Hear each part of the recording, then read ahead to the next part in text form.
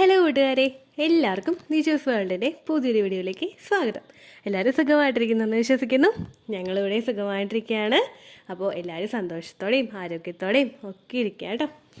ഈ ഓവുലേഷന് തന്നെ കൃത്യം ഓവുലേഷൻ ഡേറ്റിൽ ഈ 4 കാര്യങ്ങൾ ഫോളോ ചെയ്യുകയാണെങ്കിൽ എളുപ്പത്തിൽ നിങ്ങൾക്ക് പ്രഗ്നൻ്റ് ആകാനായിട്ട് സാധിക്കും.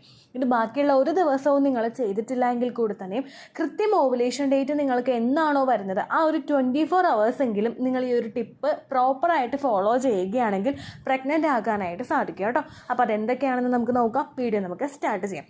ഓവുലേഷൻ നടക്കുന്ന സമയം എന്ന് പറയുന്നത് അണ്ടം പുറത്തേക്ക് വരുന്നൊരു സമയമാണ്.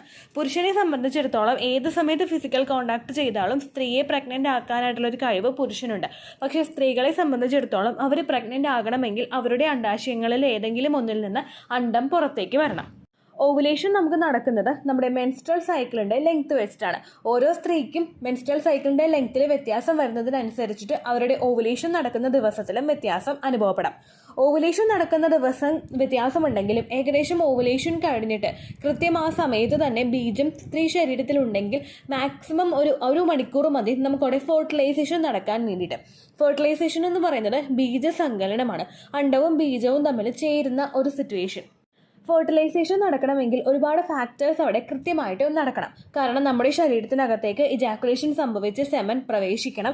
ആ സെമനെ മുമ്പോട്ടേക്ക് പോകാനായിട്ടുള്ള നല്ലൊരു എൻവയോൺമെൻറ്റ് നമ്മുടെ ശരീരത്തിൽ ഉണ്ടാകണം. അതുപോലെ നമ്മുടെ ഫലോപ്പിയൻ ട്യൂബ് നല്ലതുപോലെ വർക്ക് ചെയ്യണം. കാരണം ഫലോപ്പിയൻ ട്യൂബിൽ സ്കാറോ അല്ലെങ്കിൽ ബ്ലോക്കേജോ ഒക്കെ ഉണ്ടെങ്കിൽ അണ്ടത്തിനും ബീജത്തിനും തമ്മിൽ ജോയിൻ ആകാനായിട്ട് പറ്റില്ല. കാരണം ബീജസങ്കലനം നടക്കുന്നത് ഫലോപ്പിയൻ ട്യൂബിൽ വെച്ചിട്ടാണ്. ഇതെല്ലാം പ്രോപ്പറായിട്ട് നടക്കണമെങ്കിൽ നമ്മൾ ശരീരത്തിന് കുറച്ച് സപ്പോർട്ട് കൊടുക്കണം. ഇതെല്ലാം നമ്മൾ നോർമലായിട്ട് ചെയ്യുകയാണെങ്കിൽ 24 hours ആ ഒരു ടൈം പീരീഡിൽ തന്നെ നമുക്ക് പ്രഗ്നൻ്റ് ആകാനായിട്ട്, കാരണം ബീജസങ്കലനം അവിടെ നടക്കാനായിട്ട് സാധിക്കും. അതിനു വേണ്ടിയിട്ട് നമുക്ക് എന്തൊക്കെ ചെയ്യണമെന്ന് നോക്കാം. ഏറ്റവും ആദ്യം നിങ്ങൾ ഓവുലേഷൻ നടക്കുന്ന എക്സാക്ട് ദിവസം ധാരാളം വെള്ളം കുടിക്കാനായിട്ട് ശ്രദ്ധിക്കുക. നോർമലി നടക്കുന്ന സമയത്ത് നിങ്ങൾക്ക് കുടിക്കാൻ സാധിക്കുന്നില്ലെങ്കിൽ എക്സാക്ട് ഓവുലേഷൻ ഡേറ്റിലെങ്കിലും നിങ്ങളൊരു 3 ലിറ്റർ വെള്ളം കുറഞ്ഞത് കുടിക്കാനായിട്ട് ശ്രദ്ധിക്കുക. 3 ലിറ്റർ വെള്ളം കുടിക്കുമ്പോൾ നമുക്ക് ഫ്രീക്വൻറ്റ് യൂറിനേഷൻ ഉണ്ടാവാനായിട്ട് ചാൻസ് ഉണ്ട്. ഓഫീസിലൊക്കെ പോകുന്നവർക്ക് അത് ബുദ്ധിമുട്ടാണ്. ഫ്രീക്വൻ്റ് ആയിട്ട് യൂറിനേറ്റ് ചെയ്യാനായിട്ട് പോകാനായിട്ട് അവർക്ക് പറ്റില്ല. അങ്ങനെയുള്ളവർ 1 ലിറ്ററെങ്കിലും വെള്ളം ഒരു ദിവസം കുടിക്കാനായിട്ട് ശ്രദ്ധിക്കുക. നമ്മൾ വീട്ടിൽ ജോലി ചെയ്തിട്ടിരിക്കുന്നവരാണെങ്കിൽ 3 ലിറ്റർ വെള്ളം നിങ്ങൾ ഒരു ദിവസം കുടിക്കാനായിട്ട് ശ്രദ്ധിക്കണം. വെള്ളം ശരീരത്തിൽ കൂടുന്നതിനനുസരിച്ചിട്ട് ശരീരത്തിൽ ഒരുപാട് ബ്ലഡ് സർക്കുലേഷൻ ഇംപ്രൂവ് ചെയ്യാനായിട്ട് അതിന് സാധിക്കും. ശരീരത്തിൽ നിന്ന് ടോക്സിൻസ് റിമൂവ് ചെയ്യാൻ വേണ്ടിയിട്ട് നമ്മുടെ ശരീരത്തിൽ വെള്ളം എത്തുന്നത് സഹായിക്കും. അതുപോലെ നല്ലൊരു എൻവയോൺമെൻറ്റ് അവിടെ ഉണ്ടാക്കി കൊടുക്കാൻ വേണ്ടിയിട്ട് സെർവിക്കൽ മ്യൂക്കസിൻ്റെ പ്രൊഡക്ഷൻ വർദ്ധിക്കാനായിട്ട് ഈ ധാരാളം വെള്ളം കുടിക്കുന്നത് സഹായിക്കും. പുരുഷൻ വെള്ളം കുടിക്കുന്നതിനനുസരിച്ചിട്ട് ക്വാളിറ്റിയുള്ളൊരു സെമൻ ശരീരത്തിൽ പ്രൊഡ്യൂസ് ആകുന്നതിന് വേണ്ടിയിട്ട് സഹായിക്കും. സെമൻ ഇങ്ങനെ പ്രൊഡ്യൂസ് ആയിക്കൊണ്ടിരിക്കുകയാണ്. അതൊരിക്കലും സ്റ്റോർ ചെയ്ത് നമ്മുടെ എഗ്ഗ് നിൽക്കുന്നത് പോലെ അല്ല ഇത് നിൽക്കുന്നത്. ഇത് ഓരോ തവണ ഇങ്ങനെ പ്രൊഡ്യൂസ് ആയിക്കൊണ്ടിരിക്കുകയാണ്. അതുകൊണ്ട് ധാരാളം വെള്ളം കുടിക്കുന്നതിനനുസരിച്ചിട്ട് നമ്മുടെ ശരീരത്തിൽ ഒരുപാട് ഓക്സിജൻ കണ്ടന്റ് നമ്മുടെ ശരീരത്തിലോട്ട് എത്തും. അതുപോലെ ബ്ലഡ് സർക്കുലേഷൻ ഭയങ്കരമായിട്ട് ഇമ്പ്രൂവ് ആകും. ടോക്സിൻസ് റിമൂവ് ആകും. അങ്ങനെയൊക്കെ വരുന്നത് അനുസരിച്ചിട്ട് എളുപ്പത്തിൽ തന്നെ നിങ്ങൾക്ക് പ്രഗ്നൻ്റ് ആകാനായിട്ട് സാധിക്കും. അപ്പോൾ എക്സാക്ട് ഓവുലേഷൻ ഡേറ്റിൽ ഈ കാര്യം നിങ്ങൾ ശ്രദ്ധിക്കാം. രണ്ടാമതായിട്ട് ശ്രദ്ധിക്കേണ്ട കാര്യം, കൂടുതൽ പാക്കറ്റിൽ അടങ്ങിയിട്ടുള്ള ഫുഡ് ആ സമയത്തെങ്കിലും നിങ്ങൾ കംപ്ലീറ്റ് ആയിട്ട് അവോയ്ഡ് ചെയ്യുക. പുറത്തുനിന്ന് കഴിക്കുന്ന ഭക്ഷണങ്ങൾ എന്നൊക്കെ പറയുമ്പോഴേക്കും ഏറ്റവും കൂടുതൽ ആളുകൾ ചിന്തിക്കുന്ന ഐറ്റംസ് ബർഗർ, പിസ്സ അല്ലെങ്കിൽ മറ്റ് ഫാസ്റ്റ് ഫുഡ് കഴിക്കുന്നതൊക്കെയാണ് ചിന്തിക്കുന്നത്. അല്ലെങ്കിൽ നമ്മുടെ ഇപ്പോൾ കുഴിമന്തി കഴിക്കുന്നത്, ബിരിയാണി കഴിക്കുന്നത്, നെയ്ച്ചോറ്, അൽഫാം, ഷവർമ അതൊക്കെയാണ് ചിന്തിക്കുന്നത്. അതൊന്നുമല്ല, അത് നമ്മൾ എണ്ണപ്പലഹാരങ്ങൾ മേടിച്ച് കഴിക്കും. നമ്മൾ വീട്ടിൽ എണ്ണപ്പലഹാരം ഉണ്ടാക്കുന്നത് നല്ല എണ്ണയിലായിരിക്കും കുക്ക് ചെയ്ത് നമ്മൾ എടുക്കുന്നത്. പക്ഷേ നമ്മൾ ഒരു പുറത്തുനിന്ന് മേടിക്കുമ്പോഴേക്കും ആ എണ്ണ എത്രത്തോളം നല്ലതാണെന്ന് നമുക്ക് ഉറപ്പ് വരുത്താനായിട്ട് സാധിക്കില്ല. അതുപോലെ തന്നെ എണ്ണയിൽ വറുത്ത് പൊരിച്ചെടുക്കുന്ന സ്നാക്സ് ഉണ്ടാകും. ഇത് കഴിക്കുന്ന ശീലവും നിങ്ങൾ കംപ്ലീറ്റ് ആയിട്ട് അവോയ്ഡ് ചെയ്യണം. കാരണം കൂടുതലായിട്ടും ആ ഭക്ഷണം കഴിക്കുന്നത് ശരീരത്തിലെ ന്യൂട്രിയൻസ് ഉണ്ടാകുന്നതിൻ്റെ ആ ഒരു അവസ്ഥ ഒന്ന് കൺട്രോൾ ചെയ്യാനായിട്ട് ഒരു കാരണമാവുന്നു. ന്യൂട്രിയൻസിൻ്റെ റിക്വയർമെൻറ്റ്സ് കുറയുന്നതിനനുസരിച്ചിട്ട് ഇപ്പോൾ നമ്മളിപ്പോൾ ഫാസ്റ്റിങ്ങിലൊക്കെ നിന്നിട്ട് ആദ്യം തന്നെ എണ്ണപ്പലഹാരം കൂടുതലായിട്ട് കഴിച്ചു കഴിഞ്ഞാൽ ശരീരത്തിന് വേണ്ടുന്ന ഗുണങ്ങൾ അവിടെ കൊടുക്കാൻ വേണ്ടിയിട്ട് ശരീരത്തിന് മറ്റുള്ള അവയവങ്ങളിലോട്ട് എത്തിച്ചു കൊടുക്കാനായിട്ടും ശരീരത്തിന് സാധിക്കുന്നില്ല. അങ്ങനെ വരുന്നതിനനുസരിച്ചിട്ട് നിങ്ങളുടെ ഇംപ്ലാന്റേഷൻ ഫെയിൽ ആകാനായിട്ട് ചാൻസ് ഉണ്ട്.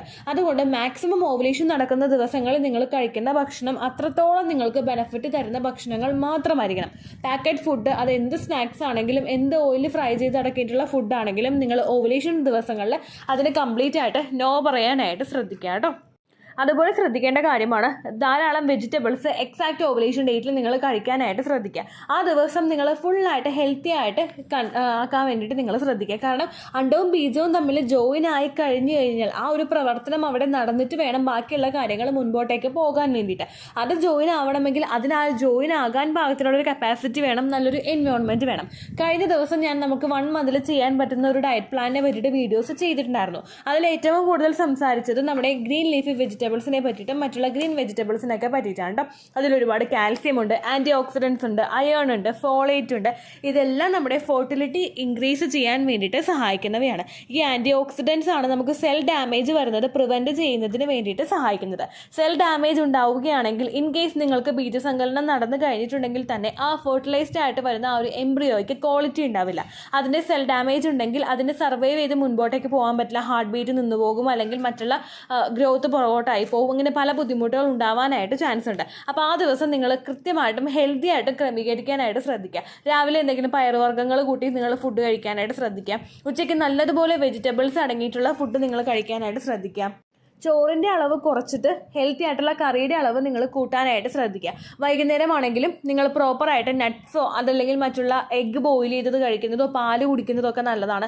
അതുപോലെ രാത്രിയാണെങ്കിലും ഹെൽത്തി ആയിട്ടുള്ള ഫുഡ് നിങ്ങൾ കഴിക്കാനായിട്ട് ശ്രദ്ധിക്കുക. പുറത്തുനിന്ന് ഭക്ഷണങ്ങൾ കഴിക്കുന്നത് കംപ്ലീറ്റ് ആയിട്ട് ഓവുലേഷൻ ഡേറ്റിൽ നിങ്ങൾ അവോയ്ഡ് ചെയ്യുക കേട്ടോ. അതുപോലെ ശ്രദ്ധിക്കേണ്ട ഒരു കാര്യമാണ്, നോമ്പ് പിടിക്കുന്ന ആളുകളാണെങ്കിലും നോമ്പ് നമ്മൾ ബ്രേക്ക് ചെയ്യുന്ന സമയം ഉണ്ടാവില്ല, നമ്മൾ ഫുഡ് കഴിക്കുന്ന സമയം. ആ കഴിക്കുന്ന സമയത്തും എണ്ണയിൽ വറുത്തതും പൊരിച്ചതുമായിട്ടുള്ള ഭക്ഷണങ്ങൾ കഴിക്കാതിരിക്കുക. നമ്മൾ വീട്ടിലുണ്ടാക്കുന്ന ഹെൽത്തി ആയിട്ടുള്ള ഭക്ഷണങ്ങൾ ഏറ്റവും ആദ്യം കഴിക്കുക. അതിനുശേഷം നിങ്ങൾക്ക് വിശക്കുമ്പോൾ അല്ലെങ്കിൽ ആഗ്രഹം കൊണ്ട് പുറത്തുനിന്ന് ഭക്ഷണം കഴിക്കാൻ തോന്നുന്നുണ്ടെങ്കിൽ ആ സമയത്ത് നിങ്ങൾ ഒരു സെക്കൻഡറി എന്നുള്ളൊരു ഓപ്ഷനായിട്ട് മാത്രം പുറത്തുനിന്ന് ഭക്ഷണം കഴിക്കുക. ഏറ്റവും ആദ്യം ഫാസ്റ്റിംഗ് ബ്രേക്ക് ചെയ്യേണ്ടത് ഹെൽത്തി ആയിട്ടുള്ള ഭക്ഷണങ്ങൾ മാത്രം ഉപയോഗിച്ചുകൊണ്ടായിരിക്കണം കേട്ടോ. അടുത്തതായിട്ട് നിങ്ങൾ ശ്രദ്ധിക്കേണ്ട കാര്യം, ആ ഒരു 24 hours തന്നെ നമുക്ക് പ്രഗ്നൻസി പോസിബിൾ ആവണമെങ്കിൽ ആ സമയത്ത് കൃത്യമായിട്ട് നമ്മളുടെ ശരീരത്തിൽ പുരുഷൻ്റെ ബീജം ഉണ്ടായിരിക്കണം. അതിന് നമ്മൾ ചെയ്യേണ്ട കാര്യം ഓവുലേഷൻ കൃത്യമായിട്ട് ട്രാക്ക് ചെയ്യുക എന്നുള്ളതാണ്. എക്സാക്റ്റ് ഓവുലേഷൻ ഡേറ്റ് കണ്ടുപിടിക്കാൻ പറ്റിയിട്ടില്ലെങ്കിലും ഏറെക്കുറെ ഓവുലേഷൻ എടുക്കുന്ന ദിവസം വരെ നമ്മൾ എത്തുന്നുണ്ടെങ്കിൽ ഹെൽത്തി ആയിട്ടുള്ള ഒരു പുരുഷൻ്റെ സെമൻ സ്ത്രീ ശരീരത്തിൽ 5 ദിവസം വരെ കുറഞ്ഞത് നിൽക്കാനായിട്ട് ചാൻസ് ഉണ്ട്. അതുകൊണ്ട് തന്നെ ഏകദേശം ആ ഒരു അറ്റപ്പറ്റിയൊരു ദിവസം നമുക്ക് കോണ്ടാക്ട് വരുന്നുണ്ടെങ്കിൽ ആ സമയത്തും പ്രഗ്നൻ്റ് ആകാനായിട്ട് ചാൻസ് ഉണ്ട്. അപ്പോൾ ഞാൻ ഈ പറഞ്ഞ 24 hours നിങ്ങൾക്ക് അവിടെ ആ ഒരു ഫെർട്ടിലൈസേഷൻ നടക്കണമെങ്കിൽ നമ്മൾ ഏറ്റവും ആദ്യം ട്രാക്ക് ചെയ്യേണ്ടത് ഓവുലേഷൻ ഡേറ്റ് ആണ്. പീരിയഡ്സ് കഴിയുമ്പോൾ മുതൽ ഓവുലേഷൻ ഡേറ്റ് കാൽക്കുലേറ്റ് ചെയ്യാൻ പറ്റാത്ത ആളുകൾ കോണ്ടാക്ട് ചെയ്ത് തുടങ്ങുക. എപ്പോഴാണ് ബ്ലീഡിങ് നിൽക്കുന്നത് ആ ദിവസം വരെ എല്ലാ ദിവസവും നിങ്ങൾക്ക് ചെയ്യാൻ താല്പര്യമില്ലെങ്കിൽ ഒന്നിടവിട്ട ദിവസങ്ങളിലോ 2 ദിവസം കൂടുമ്പോഴോ നിങ്ങൾ പീരിയഡ്സിൻ്റെ ആ ഒരു ലാസ്റ്റ് സ്റ്റേജ് മുതൽ തന്നെ കോണ്ടാക്ട് ചെയ്ത് തുടങ്ങുക. എന്നിട്ട് ഓൾമോസ്റ്റ് നിങ്ങൾക്ക് കഴിഞ്ഞ മാസം കോണ്ടാക്ട് വന്ന ദിവസം ഒരു പീരിയഡ്സ് വന്ന ദിവസം ഉണ്ടാവുമല്ലോ, ആ ദിവസത്തിന് ഒരു 10 ദിവസം മുൻപ് വരെ മാത്രം നിങ്ങൾ കോണ്ടാക്ട് ചെയ്താൽ മതി. അതായത് നിങ്ങൾക്ക് കഴിഞ്ഞ മാസം പീരിയഡ്സ് ആയത് ഫെബ്രുവരി 10 ആണെങ്കിൽ ഈ മാർച്ച് 10 നിങ്ങൾ പീരിയഡ്സ് വരുന്നു എന്ന് എക്സ്പെക്ട് ചെയ്യുക. അതിനുശേഷം മാർച്ച് 10 പീരിയഡ്സ് വരുമ്പോഴേക്കും ഏകദേശം മാർച്ച് 1 വരെ മാത്രം നിങ്ങൾ കോണ്ടാക്ട് ചെയ്താൽ മതി. ബാക്കി അങ്ങോട്ടേക്കുള്ള ദിവസം നമുക്ക് ഇംപ്ലാന്റേഷൻ ടൈം ആയിട്ട് കൊടുക്കാം, ശരീരത്തിനൊരു സപ്പോർട്ട് കൊടുക്കാം. അങ്ങനെ നിങ്ങൾക്ക് പ്രഗ്നൻസി എളുപ്പത്തിൽ കിട്ടാനായിട്ട് സഹായിക്കും. അതുപോലെ തന്നെ ഓവുലേഷൻ നടക്കുന്ന സമയത്ത് ബോഡിയിൽ എന്തൊക്കെ മാറ്റങ്ങളാണ് നിങ്ങൾക്ക് വരുന്നതെന്ന് നിങ്ങൾ മസ്റ്റായിട്ട് മനസ്സിലാക്കണം.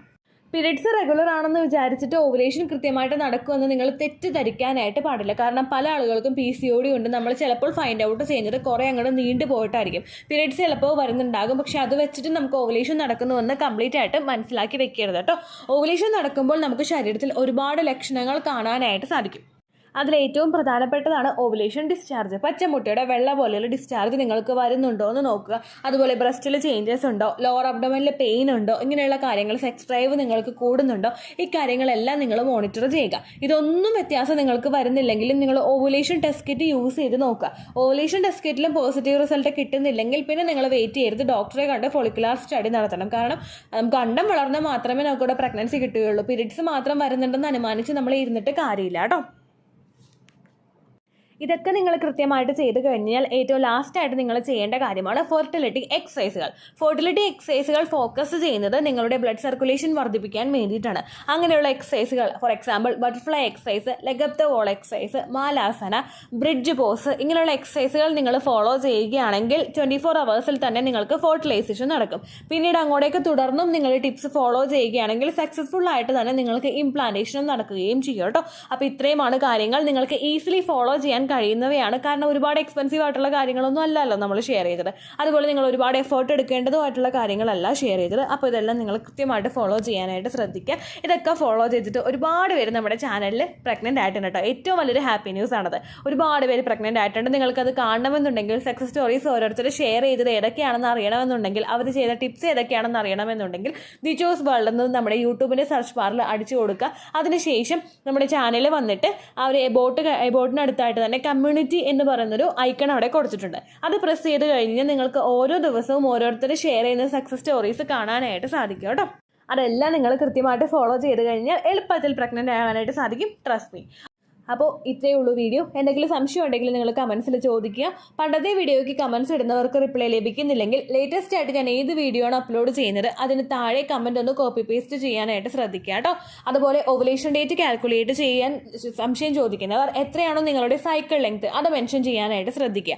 സൈക്കിൾ ലെങ്ത് എന്നതുകൊണ്ട് ഉദ്ദേശിച്ചത് ഓരോ മാസവും എത്ര ദിവസം കൂടുമ്പോഴാണോ ബ്ലീഡിങ് വരുന്നത് അതാണ് കേട്ടോ സൈക്കിൾ ലെങ്ത്.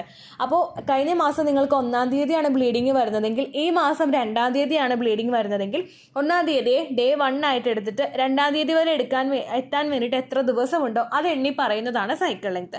ബ്ലീഡിങ് തുടങ്ങിയ ദിവസമാണ് നിങ്ങൾ എടുക്കേണ്ടത്. സ്പോട്ടിങ് തുടങ്ങിയ ദിവസം, അതായത് ചെറുതായിട്ട് കറയൊക്കെ പോയി തുടങ്ങിയ ദിവസം നിങ്ങൾ കൺസിഡർ ചെയ്യേണ്ട ആവശ്യം ഇല്ല കേട്ടോ. അപ്പോൾ അടുത്തൊരു യൂസ്ഫുൾ വീഡിയോ ആയിട്ട് നമുക്ക് വീണ്ടും കാണാം. ബൈ.